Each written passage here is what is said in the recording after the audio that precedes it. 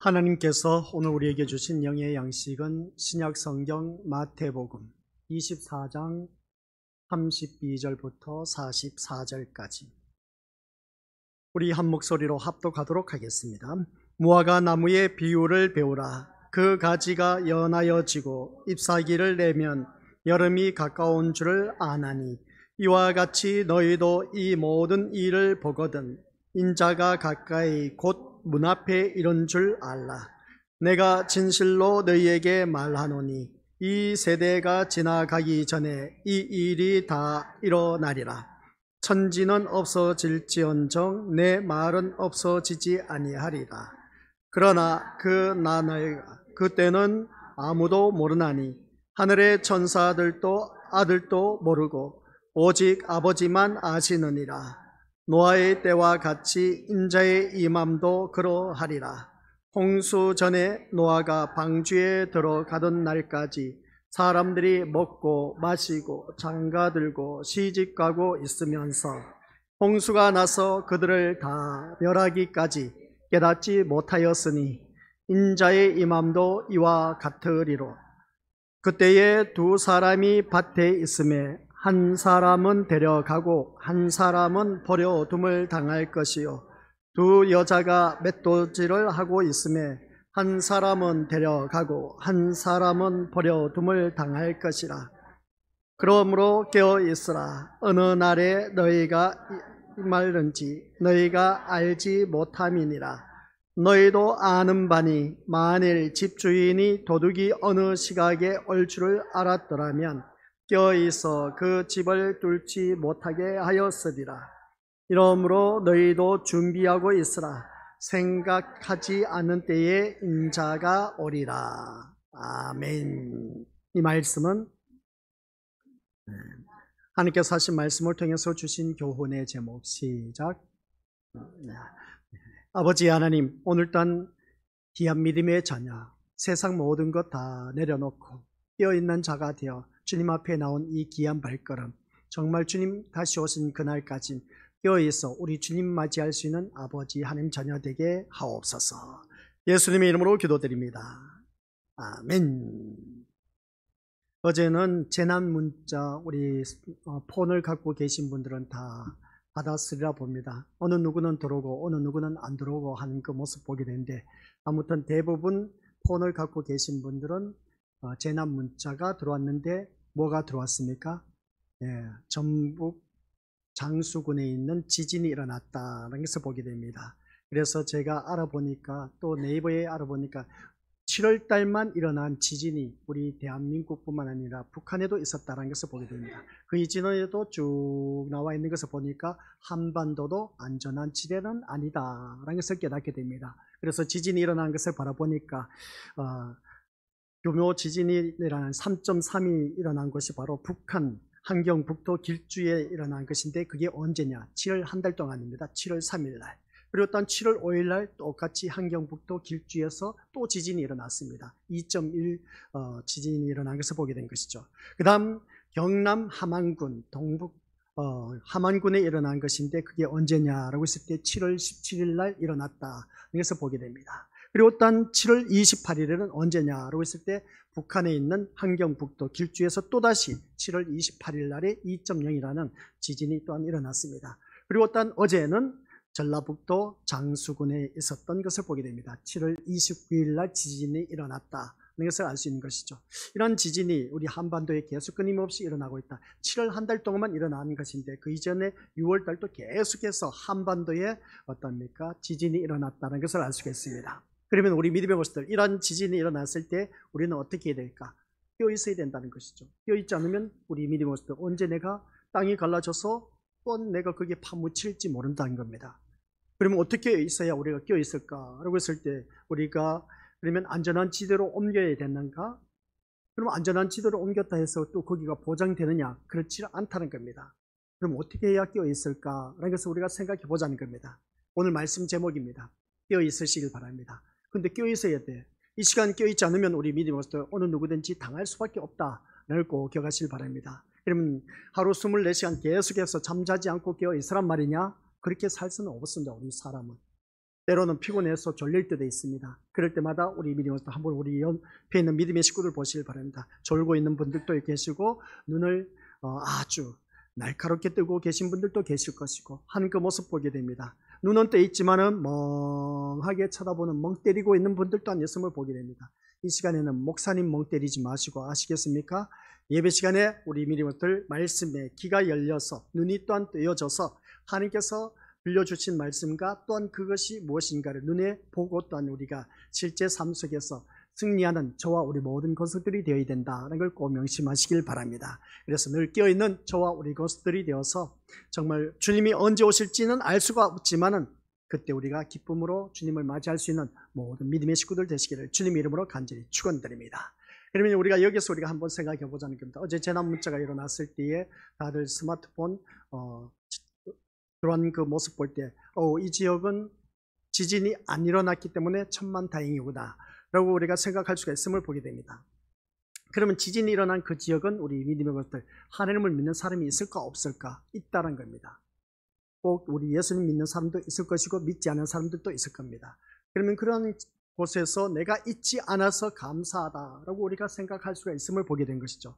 당연한 겁니다. 내가 사는 이 지역은 아직까지는 안전하고 지진이라는 것을 느껴보지 못했기 때문에 우리 누구든지 감사하다라고 말할 수밖에 없을 겁니다. 얼마 전에 우리가 또한 경주에서 지진이 일어나서 많은 피해를 입었지 않습니까? 그런 그 모습 볼 때에 우리 믿음의 식구들께서는 내가 그쪽 지역에 살지 않았으니까 천만다행이다, 감사하다 그렇게 생각할 수 있을지 모릅니다. 그것으로 인해서 감사하다는 것이 계속 이어지느냐? 아니란 것이죠. 그때뿐인 겁니다. 그러면 오늘 이 시대에 지금 내가 이 자리에 있는 우리 믿음의 것들 모두 다가 지진이 일어나지 않았기 때문에 감사하다고 했는데 그러면 우리가 감사하는 것만큼 끼어있느냐? 그때뿐이란 겁니다. 시간이 지나고 나면은 그 감사는 또 사라진다는 것이죠. 그래서 우리가 오늘 이 자리에 앉아 계신 우리 것들 본문 말씀 이제 들어가다 보면 그렇습니다. 하나님을 가장 잘 섬겼노라고 자부하는 예루살렘. 이 예루살렘 하면 하나님을 가장 잘 섬기는 나라였고 또한 지역이었습니다. 그러면 가장 잘 섬겼나라고 자부하는 예루살렘 성이 멸망한다는 것은 세상 어디에도 영원히 존재할 나라가 없다라는 그런 말씀의 내용이다 하는 말씀 내용입니다. 그렇기 때문에 우리 믿음의 것들 가장 하나님을 잘 섬겼던 그 지역 예루살렘도 멸망했는데 그러면 세상 어디에도 영원히 존재할 나라는 없다라는 것입니다. 그리고 장소에만 지진이 일어났다 해서 여기가 안전하냐? 아니요. 우리 또한 언젠가는 멸망할 수밖에 없는 그런 지역이다 하는 것을 꼭 기억하시길 바랍니다.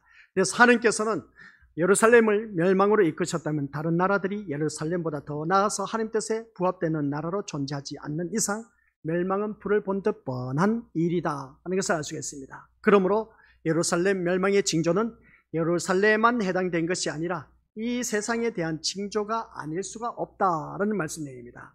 그래서 예루살렘이 멸망했을 때에 또한 성전이 무너질 때 돌 하나도 돌 위에 없이 다 무너졌다라고 했을 때 그 멸망한 것을 보면 그쪽 지역에 하나님을 섬기는 하나님의 성전이 무너졌다는 겁니다. 그러면 그 지역만큼은 안전하게 보호해 주셨어야 될 텐데 그러지 않고 로마 정권에게 무너지고 말았다는 겁니다. 그러면 그 세상 어디에도 우리 믿음으로들 아무리 하나님을 잘 섬긴다 할지라도 멸망하지 않을 지역이 없다 하는 그런 말씀의 내용입니다.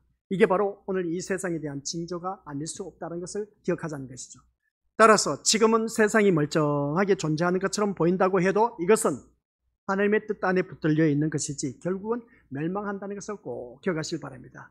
지금 우리가 안전하다 해서 붙들려 그래 하나님께서 이 지역을 안전하게 지켜주신다 하니까 정말 감사할 일입니다. 그러나 머지않아 결국은 다 멸망한다는 것입니다. 그러나 우리가 기억해야 할 것이 뭐냐라고 했을 때 오늘 본문 말씀 35절에 나와 있는 것이죠. 같이 읽어보도록 하겠습니다. 천지는 없어질지언정 내 말은 없어지지 아니하리라. 그 말씀하신 것처럼 예수님의 말씀은 참된 현실로 이미 세상에 펼쳐져 있다라는 것입니다. 그것이 바로 예수님의 나라가 임한 것이다라는 것이죠. 오늘 말씀을 들으면서 우리 것들 모두가 내가 그러면 예수님의 나라에 임하고 있다. 예수님의 나라는 하나님의 것으로 인해서 영광받지 아니하신다. 아까 기도 가운데 잘 하셨습니다. 이 세상 것을 통해서 하나님 앞에 영광 돌린다. 그건 새빨간 거짓말입니다. 우리 믿는 것들 꼭 기억하시길 바랍니다. 살아가는 모든 삶 속에서 그러면 우리가 어떻게 하나님 앞에 영광을 돌리느냐? 내 자녀가 늘 말씀드려서 우리가 기가 따갑도록 들어왔지 않습니까? 내 자녀가 출세해서 좋은 직장에 들어갔습니다. 좋은 대학에 들어갔습니다. 그래서 이 모든 것 하나님의 은혜라고 말하고 하나님 앞에 영광 돌려드립니다. 그리고 그렇게 표현한 것을 알 수가 있습니다. 그리고 어떤 좋은 대회를 나가서 우승을 했습니다. 그 모든 것 또한 하나님께 영광을 돌립니다. 아니요. 그것은 우리 믿음들, 권속들 기억하시길 바랍니다. 세상이 만들어 놓은 영광인 것이지 하나님께 영광 돌리는 것은 오직 예수님을 통해서만이 가능하다는 걸 꼭 명심하시길 바랍니다. 우리가 세상에 잘 되면 이것 또한 하나님의 영광이고 은혜라고 그렇게 말하는데 우리 것들 그런 말은 우리 믿음들은 다들 그 말 틀린 말은 아니지 않습니까? 라고 하는데 세상 사람들 한번 보자는 겁니다. 하나님을 믿지 아니한 사람들 또한 어떻습니까? 살아가는 모든 삶 속에 보면 믿는 사람보다 더 잘 되고 더 부자, 더 성공하고 더 출세하고 더 잘 나갑니다. 그러면 우리가 어떻게 생각하는 것이죠? 하나님을 믿는 우리들도 그렇게 다 잘 되어야만 하나님께 영광입니까? 그러면 잘 되지 못한 사람은 하나님 영광된 삶을 사는 것이 아니다라고 말할 수가 있겠습니까? 아니란 것이죠. 그러면 여기서 제가 말씀드리고자 하는 것이 우리 것들 기억하시길 바랍니다. 세상 기준을 두고 잘 되어야만이 하나님께 영광이다. 맞습니까? 틀립니까? 모든 것이 다 지금까지 우리가 신앙생활을 오면서 제가 오늘 아침에 이제 나와서 묵상하면서 기도한 가운데 은혜와 감사, 사랑 이것 또한 묵상해보다 보니까 우리가 잘 되면 하나님의 은혜라고 하는 겁니다. 그리고 또한 모든 것 또한 형통하고 부러울 것도 없이 살아갈 때 이것 또한 은혜라고 그렇게 고백을 합니다. 그런 모습을 볼 때 또 감사는 뭐겠습니까? 이 일이 잘 될 때만이 감사를 하는 것이죠. 결과물을 드러났을 때 보면 좋은 성적을 거두고 사업도 잘 되고 그리고 또한 아프지 않고 병원 가지 않고 하는 것을 보니까 이것 또한 은혜라고 말하기도 하고 감사라고 그렇게 표현합니다. 그런 그 모습을 바라봤을 때 또 내 자녀가 좋은 곳에 들어갔습니다. 야, 이거 정말 하나님께 감사할 뿐이고 이것 또한 내 자녀가 출세했으니까 이게 영광이지 않느냐 하고 그렇게 표현한 것을 보게 됩니다. 그러면 이 말씀을 바라보면 지금까지 은혜다, 감사다, 영광이다 하는 모든 초점의 기준은 어디에 두고 있다? 세상에 두고 있다는 겁니다. 세상에 두고 있는 것을 바라보니까 이게 다 하나님 은혜고 사랑이고 또한 감사고 영광이라고 할 때 그러면 우리 것들 하나님을 믿는 믿음의 자녀들은 다 한결같이 다 잘 됐을 때 그렇게 은혜다, 감사다, 영광이다고 그렇게 표현할 수가 있는데 믿지 아니한 사람은 어떠하겠습니까? 믿지 아니한 사람들도 교회 안 다니면서도 불구하고 어떻습니까? 다 잘되고 출세하고 또 영광 돌리는 일들이 참 많이 있음을 보게 됩니다. 이런 모습을 바라보면 우리가 생각하고 있는 그 기준이 어디에 있느냐는 것이죠. 하나님의 자녀는 하나님께 기준을 두어야 되는데 세상 기준을 두고 세상 사람들과 똑같이 행세를 하고 있다는 겁니다. 이게 잘못되었다는 것이죠. 우리는 그 은혜가 어디에 무엇을 가지고 은혜라고 말을 해야 되느냐, 그리고 또 우리가 무엇을 두고 감사를 해야 되느냐, 이게 참 중요한 겁니다. 어디에 또한 영광을 돌려드려야 되냐 그런 말씀이죠. 그것은 다른 것도 없습니다. 내가 말씀 안에서 살 때 그게 바로 그 자체가 은혜입니다. 아시겠습니까? 세상 일이 잘 되었을 때 이게 은혜다. 우리 것들 세상 사람들 하나님 믿지 않아도 잘 됩니다. 아시겠습니까? 그러니까 우리가 무엇이든지 세상 기준을 두고 결과물을 두고 은혜다, 감사다, 영광이다 말할 수가 없다는 겁니다. 이걸 우리가 제대로 아셔야 됩니다.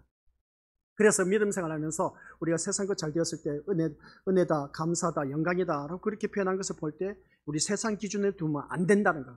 하나님의 자녀는 말씀의 기준을 두고 하나님의 은혜라고 말씀할 수가 있어야 됩니다. 그러면 우리 믿음으로서들 교회 다니는 사람이 사업이 잘 됐습니다. 이거 하나님 은혜고 감사합니다. 이거 하나님께 영광 돌리는 일이 아니지 않습니까? 그렇게 표현합니다.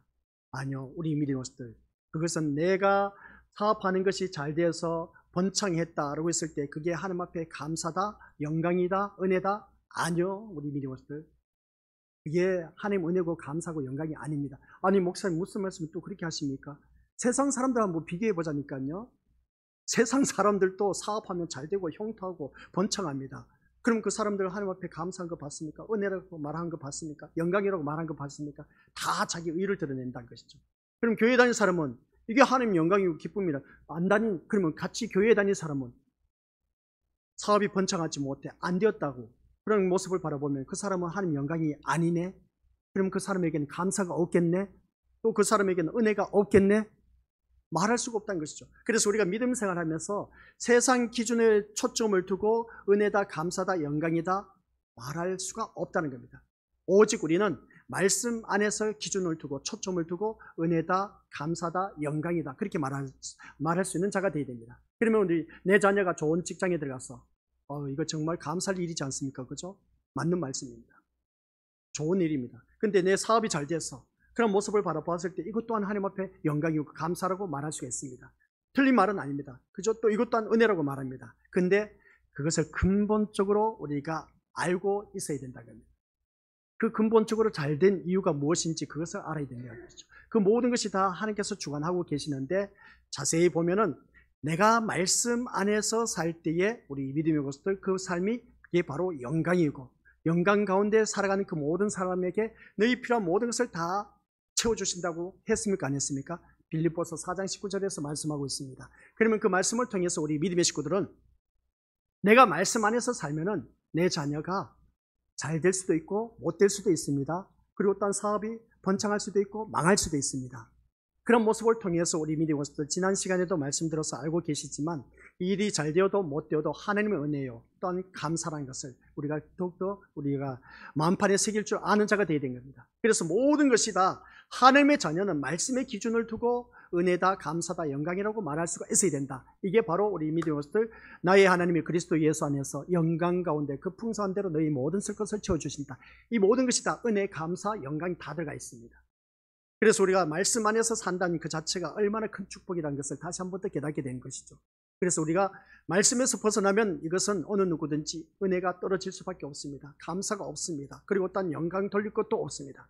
그런데 여기서 우리 이것들 모든 일들이 내가 말씀 안에서 살고 순종하고 그 말씀 따라 헌신하고 봉사하고 충성해서 우리가 결과물로 나타냈을 때는 이건 정말 하나님의 은혜, 감사, 영광이라고 그렇게 표현하는데 그런데 우리 믿음의 것들 내가 하나님 말씀 안에서 사는데도 불구하고 그리고 또 헌신, 봉사, 충성했음에도 불구하고 왜 내 자녀는 안 되느냐는 것이죠. 왜 사업이 번창하지 않느냐는 것이죠. 하는 것마다 왜 실패하느냐는 것이죠. 그럴 때 우리가 은혜라고 말할 수 있습니까? 감사라고 말할 수 있습니까? 하나님께 영광이라고 말할 수 있습니까? 다들 답변을 못합니다. 그러함에도 불구하고 그것 또한 하나님의 은혜라고 말씀할 줄 아는 자가 진짜 백이 신자라는 것이죠. 감사라고 말할 줄 아는 자가 내 자녀가 출세하지 못해도 말씀 안에서 사는 그것만으로도 만족하면서 감사할 줄 아는 자가 바로 그 사람이 진짜 백이 신자라는 겁니다. 내가 사업에 성공하지 못해 실패했다 할지라도 하나님 앞에 감사하고 영광이라고 말할 수 있는 자가 바로 그 사람이 진짜 백이 신자라는 겁니다. 무슨 말씀이냐? 여기서 우리 믿음의 것들 이제 기억해야 할 것이 있습니다. 오늘 말씀이 제목이 뭐라고요? 끼어 있으라는 것이죠. 이겁니다. 끼어 있는 것은 다른 것도 아닙니다. 언제 주님이 임하실지 몰라. 어제 장수군에 지진이 일어났습니다. 그럼 우리 고창군에도 지진이 없다라고는 보장할 수가 없습니다. 그러면 언제 지진이 일어나서 땅이 갈라져서 내가 파묻힐지 모른다는 거죠. 그러면 우리는 깨어 있어야 돼. 깨어 있는 사람은 어떻습니까? 잠자다가 지진이 일어나서 그런데 믿는 사람도 있고 믿지 않는 사람이 있어. 그런데 땅이 갈라져서 똑같이 파묻혔네. 하나님께서 그러면 깨어있는 사람이 되어서 어떻습니까? 그 지진을 피할 수 있도록 해주셔야 되는데 똑같이 믿는 자나 믿지 않는 자나 똑같이 땅에 파묻혀서 그러면 어떻게 하겠습니까? 우리 미리워스들 깨어있다는 말이 잠 안 자고 지진이 일어날까봐 그냥 깨어있는 것이 아니라 내 삶 속의 의식 속에서 늘 깨어있는 자가 되어야 된다는 말씀입니다. 그래서 오늘 본문 속에서 그게 나와 있습니다. 어떻게 한 자가 깨어있는지 이게 바로 우리 믿음의 식구들 말씀을 보면서 묵상하면서 그것을 끄집어낼 수가 있어야 돼요. 그래서 앞에서 말씀 포문을 열었습니다. 하나님을 가장 잘 섬겼던 예루살렘이 멸망했다, 멸망하지 않았다? 멸망했습니다. 그러면 다른 지역에 하나님을 가장 잘 섬기는 그 예루살렘이 멸망했다면 하나님을 섬기지 않는 지역은 두말할 것 없이 멸망한다, 멸망하지 않는다? 멸망할 수밖에 없다는 겁니다. 그래서 성경 말씀 35절에서 천지는 없어질지언정 내 말은 없어지지 아니한다. 그래서 여기서 말씀하고자 하는 것이 뭐겠습니까? 말씀에 우리 모든 것에 초점을 기준을 두어야 된다라는 것입니다. 이처럼 우리가 믿음의 것들 이게 바로 예수님의 나라에 임했던 것이고 이미 예수님의 나라가 이 세상에 펼쳐져 있다는 것을 알 수가 있습니다. 그래서 우리 모두 다가 예수님의 나라가 임했다는 것은 세상은 더 이상 존재할 가치가 없는 나라라는 것을 증거하고 있다는 사실입니다. 이 말씀이 우리 믿음의 식구들에게는 또 이해가 잘 안 되리라 봅니다. 마치 우리 믿음의 것들 이제 생각해 보시길 바랍니다. 동방박사 세 사람들이 유대인의 왕으로 나신 네가 어디 계시냐 하고 와서 그들에게 물었습니다. 그들 앞에 서 있는 헤롯 왕을 부인하는 것과 다를 바 없다는 내용입니다. 유대인의 왕으로 나신 네가 어디 계시느냐, 동방박사 세 사람이 와서 말을 했던 겁니다. 그랬더니 헤롯 왕이 그 말을 듣고, 아니 내가 헤롯 왕인데 무슨 말이냐, 그리고 그 말을 할 수가 있음을 보게 됩니다. 근데 여기서 바라보면 유대인의 왕으로 나신 네가 어디 있느냐라고 했을 때 그 말을 들은 그 헤롯 왕은 어떻게 했겠습니까? 기분이 나쁘다는 것이죠. 나 외에 누가 다른 왕이 있느냐는 겁니다. 이와 똑같은 겁니다. 동방박사 세 사람이 헤롯 왕 앞에서 뭡니까? 유대인의 왕으로 나신 네가 어디 있느냐라는 그 말을 했을 때에 이 헤롯 왕을 그 말을 들었을 때 참 기분이 나쁘지 않습니까? 그럼 여기서 말씀하고 있는 것은 뭡니까?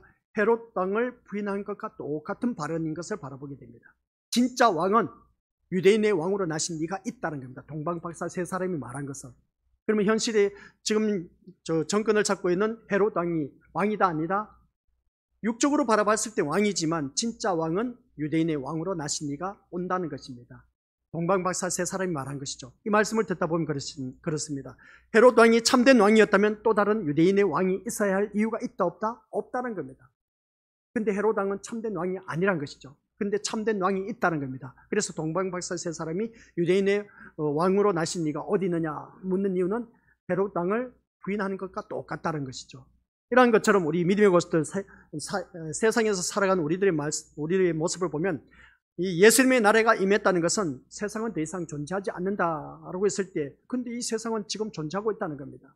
예수님의 나라도 임했다는 겁니다. 그러면 우리가 이 세상에서 하나님 나라가 임했다고 했는데, 그러면 내가 하나님 나라에 살고 있는 천국의 삶을 누리고 있느냐?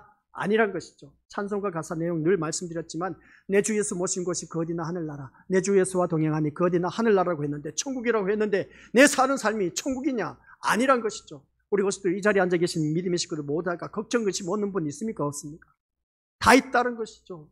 남들이 생각지 못한 나만의 그 안고 있는 고통의 문제가 누구든지 다들 갖고 있다는 겁니다. 그러면 그게 어찌 천국이라고 말할 수 있습니까? 천국은 오직 기쁨, 즐거움, 누림만이 있는데, 생각하는 모든 것들, 이제 뒤에 가면 또 말씀 나와 있지만 유토피아, 나의 가장 이상적인 그 나라가 우리에게 주어져야 되는데 그 이상적인 그 나라가 임하고 있느냐는 것이죠. 아니란 것입니다. 천국이 임했는데 그런 삶을 누리지 못한 이유는 도대체 무엇이냐는 것이죠. 그런 모습을 볼 때 우리가 깨어있지 않으면 안 된다는 겁니다. 그래서 오늘 이 자리에 앉아 계신 우리 것들 모두가 하나님은 예수님을 유대인의 왕으로 보내심으로써 예수님만이 참된 왕이심을 선포하는 것을 알 수가 있습니다. 그러다 보니까 동방박사 세 사람이 유대인의 왕이 어디 계시냐라고 그렇게 묻는 그 모습을 바라봤을 때 지금 그 헤롯 왕은 있음에도 불구하고 헤롯 왕을 부인한 것과 똑같은 모습을 보게 됩니다. 그런 것처럼 우리에게 진짜 왕은 만왕의 왕이신 예수 그리스도라는 것을 알려주고 있다는 것이죠. 마찬가지로 예수님의 나라가 임한 것은 기존의 세상 나라를 참된 나라로 인정하지 않고 부인한 것과 같은 것이다 라는 그런 말씀 내용입니다. 그러니까 오늘 이 자리에 앉아 계신 우리 것들 모두가 이미 하나님 나라가 임했습니다. 그러면 기존의 이 대한민국, 일본, 미국 뭐 할 것 없이 모든 나라를 참된 나라로 인정하지 않고 있다는 것이죠. 이미 이제 하나님 나라는 임했다는 것을 바라보았을 때, 그러므로 우리가 예수님의 나라의 그 백성으로 존재한다면 기존의 세상은 어떻습니까? 존재할 가치가 없는 것, 무너질 것으로 반드시 우리가 바라볼 줄 아는 그런 믿음의 눈. 그래서 이 같은 사실을 징조들을 통해서 자각하고 깨닫게 된 것이 우리에게 무엇보다도 중요하다는 것을 알 수가 있습니다. 이 말씀을 듣다 보니까 우리 믿음의 것들, 오늘 이 시대에 살아가고 있는 우리 것들은 나의 모습을 보자는 겁니다. 나의 모습을 바라보았을 때에 이 세상은 분명히 존재하고 있는데 이미 어떻습니까? 예수 그리스도가 이 땅에 임한 것으로, 그래서 예수님의 나라가 임한 것을 바라볼 때 이 기존 세상은 이미 다 인정하지 않는다는 그런 것을 바라보게 된 겁니다. 근데 각 나라마다 존재하고 있다는 것이죠. 이런 그 모습을 볼 때 세상적인 나라를 인정할 것이 아니라 하나님 나라를 인정할 줄 아는 그런 믿음. 오늘 이 자리에 앉아 계신 우리 믿음의 식구들이 주님 앞에 나오셨습니다. 어느 나라에 가기 위해서? 하나님 나라에 가기 위해서 이 자리에 나오셨다는 겁니다. 하나님 나라에 가기 위해서 이 자리에 나오셨는데 세상 나라 대한민국에서 내가 출세하기 위해서 이 자리에 앉아 있다면 우리 믿음의 것을 일어서서 그냥 집에 가는 것이 나아요.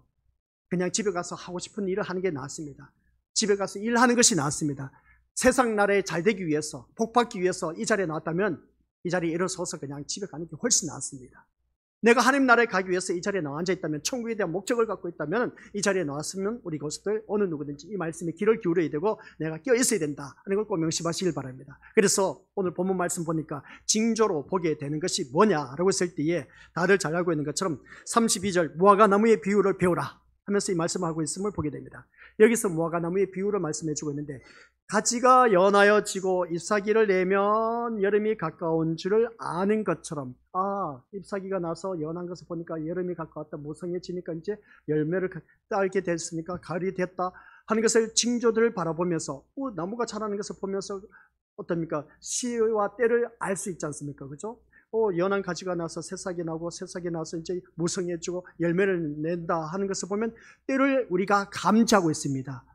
이게 여름 때다, 가을 때다, 겨울 때다라는 것을 알 수가 있습니다. 잎사귀가 지면 겨울이라는 것을 다들 알고 있다는 것이죠. 이런 때를 알고 있는 우리들을 말하고 있습니다. 그러면서 우리 미래오스들, 주님이 오신 것을, 그 때를 알고 있느냐는 겁니다. 모르고 있다는 것이죠. 이걸 비유하기 위해서 무화과 비유를 들고 있습니다. 이것을 단순히 우리 미니워스들 재림이 임박했다는 의미로 이해할 것이 아니란 겁니다. 무슨 말씀이냐면은 예루살렘의 무너짐과 함께 인자의 나라, 그러니까 즉 영원한 예수님의 나라가 시작될 것임을 알라는 그런 뜻임을 우리가 이해해야 된다는 말씀 내용입니다. 그런데 이 말씀을 들어도 우리가 이건 뭐 지금 내 삶과는 전혀 관계가 없어 라고 그렇게 생각하시는 분들이 참 많이 있는데, 그게 아니란 겁니다. 너희는 이 세상의 때를, 하늘에 구름이 많고 목구름이 있으면 비가 올 것 같네, 그것을 알아. 징조를 알아. 그 징조를 아는, 자연현상을 바라보면서 그 징조를 알면서, 그러면 이 시대를 바라보고 주님이 오신다는 그 징조를 왜 모르고 있느냐 하는 그 말씀을 답답해서 우리 주님께서 이 말씀을 비유로 우리에게 들려주고 있다는 겁니다. 다시 말해서 같이 읽어보도록 하겠습니다. 시작. 인자가 가까이 문 앞에 이르렀다는 것은 무엇을 의미하는 것이냐는 것이죠. 인자가 가까이 이르렀다는 겁니다. 인자가 가까이 이르렀다는 것인데, 그때 예수님 2000년 전에 우리가 예수님 오셔서 이 말씀을 하셨는데, 이 말씀이 인자가 가까이 문 앞에 이르렀다는 그 말씀이 오늘 이 시대에도 그대로 이루어지고 있습니다. 인자가 가까이 문 앞에 이르렀다는 것은 무엇을 의미하고 있느냐? 이것은 같이 읽어보도록 하겠습니다. 시작. 시간상으로 인자가 곧 오신다는 재림의 의미가 아니다라는 겁니다. 시간상으로 우리 주님이 재림을 하셨다는 의미가 아니라는 것이죠. 아시겠습니까? 만약 시간상으로 인자가 곧 오실 때가 되었다는 재림의 의미로 이해한다면 뭐겠습니까? 곧 오신다고 한 지가 언제인데 아직 안 오시느냐는 것입니다. 예수님이 이 말을 한 지가 언제겠습니까?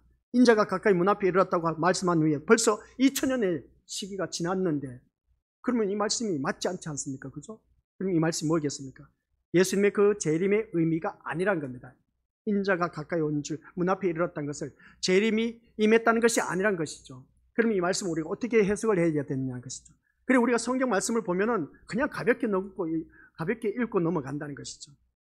그저 많은 목회자들이 그냥 앞에 서서 세상에 포커스를 두고 교회에 나와서 복 받으세요, 예수님 잘 믿으면 이렇게 자녀들도 잘 되고 출세하고 사업도 잘 되고 번창하고 건강하고 모든 일들 막힘없이 형통할 겁니다. 우리 것들 그 설교 넘어가지 마시길 바랍니다. 그 완전 지옥으로 이끄는 거짓 선지자들의 외침이 있고 거짓 목회자들의 외침인 것을 보게 됩니다.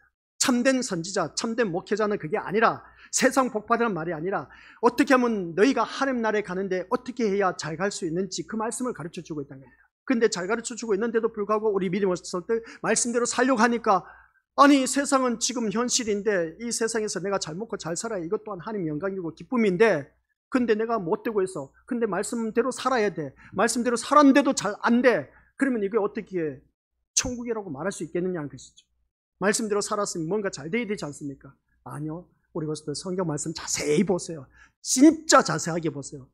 진짜 자세하게 보면은 성경 말씀 보니까 한결같이 예수님 뜻대로, 하나님 뜻대로, 하나님 말씀 따라 순종하고 헌신하고 봉사하고 충성했음에도 불구하고 많은 선지자들은 핍박당하고 어려움당하고 고통당하고 감옥에 갇히기도 하고 죽임까지 당했다는 겁니다. 그게 또한 신약 성경에 와서 사도들도 똑같은 그런 삶을 살았습니다. 대표적인 인물이 누군지 아십니까? 사도 바울이었습니다. 사도 바울은 세상 지기에 아주 높은 학문을 배웠습니다. 세상 가말리엘 문에 가장 높은 학문을 배웠고, 그가 뛰어난 지혜를 가지고 또 고위 간직에 있었습니다. 부러울 것 없는 그런 사람이었습니다. 세상적으로. 근데 그가 어떻습니까? 예수님을 만나고 나서 이 세상 모든 것을 다 배설물로 여겼다는 겁니다. 배설물로 다 여기고 나서 예수님을 진짜 부활하신 예수님을 만나고 나서 온전히 어떻습니까? 예수님의 그 복음을 전파하는데 사도 바울이 얼마나 고린도서에 바라보니까 죽을 고비를 몇 번씩이나 얻어터지기가 한두 번이 아니었다는 겁니다. 감옥에 갇힌 것, 헐벗고 굶주린 것, 추위에 떨었던 것, 파선의 위기에 처한 것 한두 번이 아니었다는 겁니다. 아니, 예수님을 믿으면 모든 삶이 보장되어야 되지 않느냐는 것이죠. 근데 이 사도 바울은 세상으로 보장된 그 모든 삶을 다 팽개치고 오직 주님의 뜻대로 살았는데도 불구하고 그는 완전 사서 고생하는 계속 고생하는 그런 삶을 선택했다는 겁니다. 왜 그렇게 했냐는 것이죠.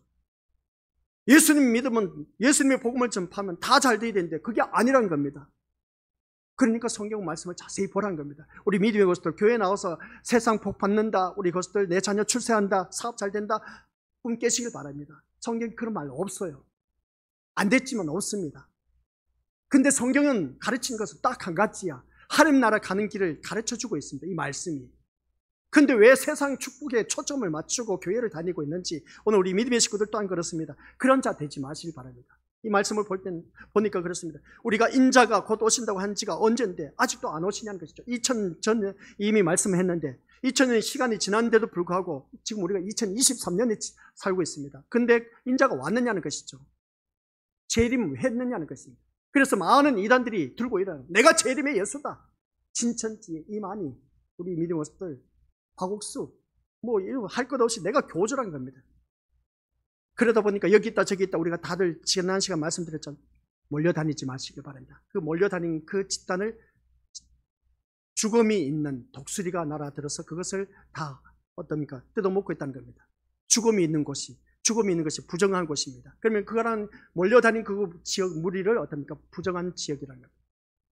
얼마나 많은지 몰라요. 우리나라에 50명이나 된다는 재림 예수라고 내가 예수다고 그렇게 한 자들이 얼마나 많은지 모릅니다. 그래서 징조는 멸망이 가까웠다는 시간적 의미가 아니라 예루살렘 멸망이 반드시 있을 수밖에 없다는 것을 선포하고 있다는 겁니다. 그러면 이 징조를 보면서 우리가 무엇을 생각해야 되냐? 기존의 세상이 아닌 하나님이 이루시는 새로운 나라의 소망을 두라는 것입니다. 이게 바로 오늘날 일어난 징조를 바라보면서 우리가 깨달으라는 겁니다. 이 모든 것이 다 무너진다는 겁니다. 멸망한다는 겁니다.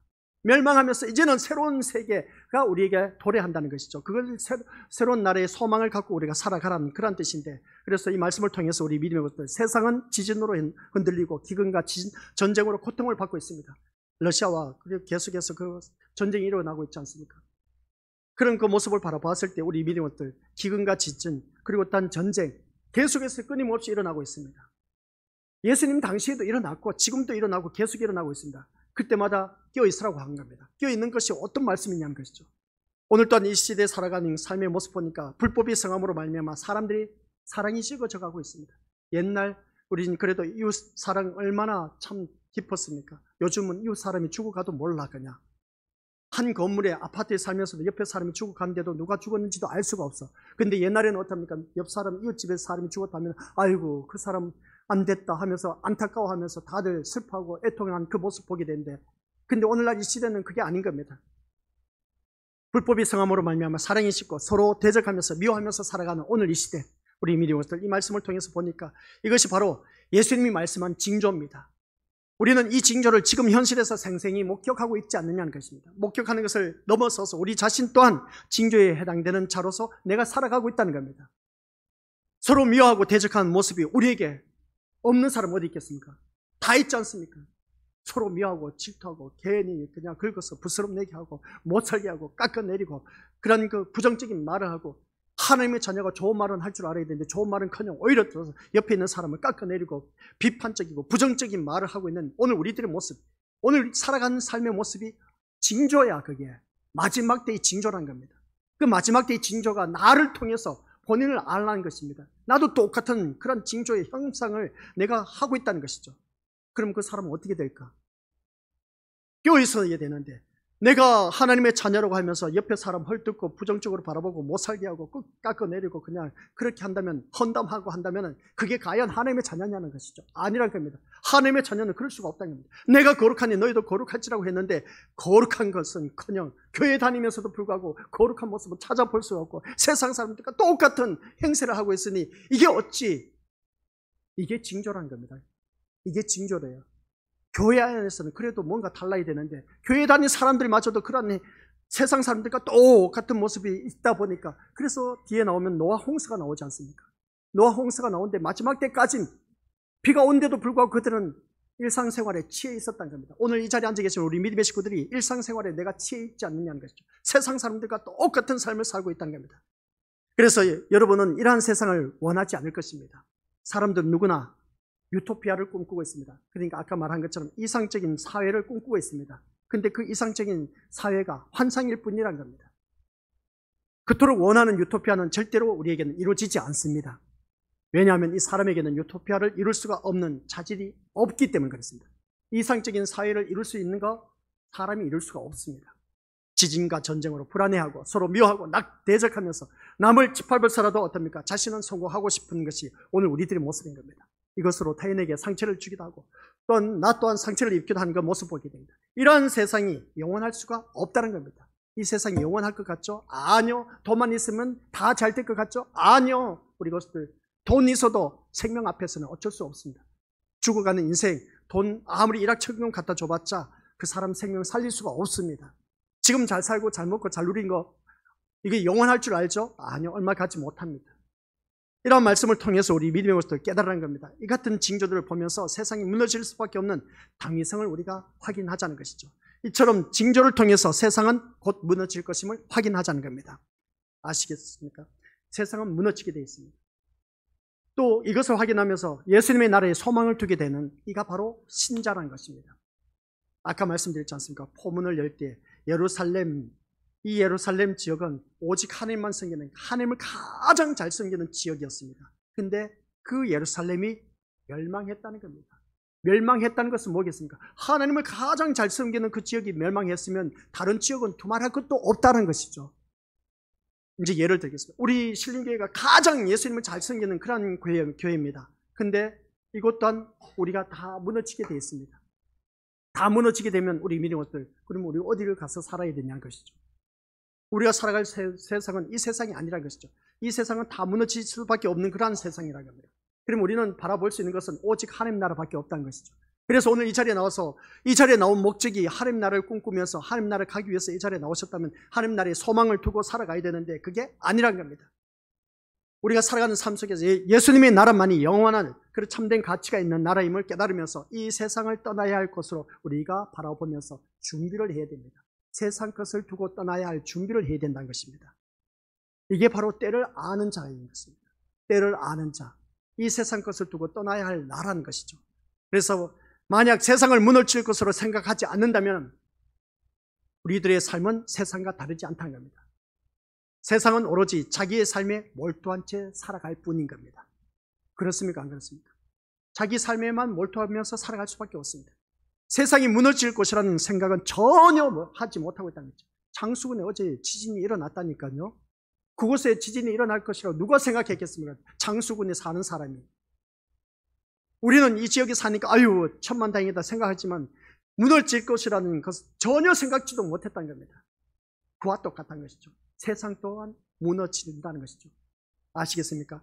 자기 인생만 잘 되면 최고일 뿐이라고 생각하는 그런 자들, 이게 바로 노아 때의 세상 형편이기도 하고 지금도 다르지 않다는 겁니다. 이러한 삶을 살고 있는 우리 믿음의 식구들 한번 자기 자신을 돌이켜보면서 노아 때 그 노아 홍수를 임했을 때 비가 내립니다. 비가 오네.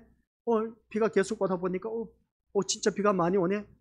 그럼에도 불구하고 그들은 준비했느냐? 아니요. 이러다가 그치겠지 했는데 우리 비가 얼마나 많이 왔는지 샘이 터지고 그냥 하늘에서 비가 쏟아지고 하다 보니까 노아 방주만 또 있습니다. 세상 모든 것이 다 덮여버렸습니다. 준비를 하지 못했다는 것이죠. 그러면 우리 믿음의 것도 오늘 이 세상이 바로 그겁니다. 이 세상이 무너질 것이라는 것이죠. 그런데 우리는 이것을 전혀 생각하지 못하고 단지 내 인생만 잘 되면 된다, 거기에만 일상생활하면 치우쳐져 있어 산다면 우리 믿음의 것도 그 사람은 끼어있는 사람이 아니란 것이죠. 끼어있는 사람은 하나님 나라를 바라보면서 우리가 준비하는 자입니다. 그러면 내가 지금 신앙생활, 이제 결론입니다. 내가 신앙생활 하면서 내가 어떻게 준비해야 되냐? 이 모든 것이 다 끝날 것인 것인데 그러면 어떻게 해서야 끼어있느냐는 것이죠. 그 비유가 뭐겠습니까? 그 다음 말씀이 재림의 시기. 우리 건설들 바라보았을 때 그 다음 두 번째 주제가 바로 데려가고 버려둠을 당한다 하는 그 비유를 두고 있습니다. 이 말씀을 바라보았을 때 똑같이 밭에서는 일을 하고 있는데 두 사람이, 한 사람은 데려감을 당하고 한 사람은 버려둠을 당한다. 똑같이 두 사람이, 한 사람은 맷돌질을 하고 있는데 한 사람은 데려감을 당하고 한 사람은 버림을 당한다. 어떻게 우리가 이것을 해석하겠습니까? 껴있으면 우리 것들 데려감을 당할 수가 있습니다. 껴있지 못하면 버려둠을 당합니다. 그래서 우리 믿음의 식구들 오후 시간, 내가 과연 껴있어서 데려감을 당할 수 있을까? 아니면 버림을 당할까? 이렇게 말씀해도 모를 겁니다. 그러면 그 기준이 어디에 있냐는 것이죠. 그 기준을 알아야 됩니다. 그 기준을 알아야 내가 데려감을 당할 수가 있다는 겁니다. 그게 바로 끼어있다는 것이죠. 그 기준을 알아야 돼. 그 기준을 모르면 우리 것들 다 버려둠을 당해서 지옥에 떨어진다는 거거든요. 그러니까 우리가 절대로 버려둠을 당해서 지옥에 떨어지면 안 돼. 모두 다가 데려감을 당해서 끼어있어서 준비할 수 있는 자가 되어야 돼. 그 기준이 어디 있냐는 것이죠. 어디에 기준을 두고 데려감을 당하고 버려둠을 당하느냐, 그 말씀, 그걸 우리가 묵상해야 됩니다.